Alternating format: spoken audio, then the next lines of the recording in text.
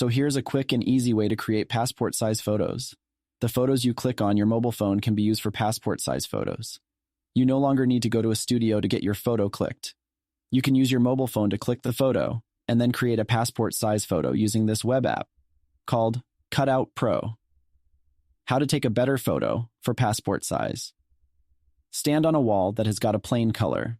There should be no designs or patterns on the wall.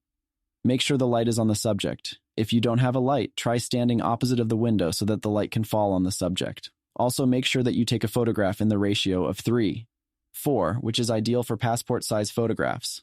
Once you have taken the photograph, you can transfer it over to your computer, or you can also do this process on your mobile phone. Open Cutout Pro. Here, you will be able to upload the image.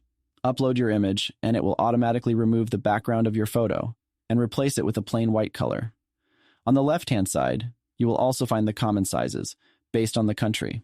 For example, if you're from Brazil, the standard size would be this, and if you're from Canada, it would be this. You can select accordingly. It's very convenient that you don't have to remember or don't have to find out what the standard size would be. You can simply select it from here.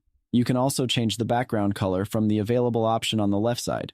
It's white, but I can click over here and then change the background color into something else. Let me switch back to white. There's another option where you can make the person in the photograph wear different dresses.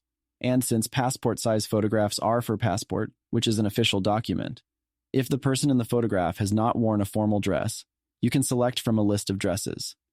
The AI will make the photo look like as if the person has actually worn that. It looks perfect. Once you're done, you can click on Done, and here are the results. You can download the photograph from here.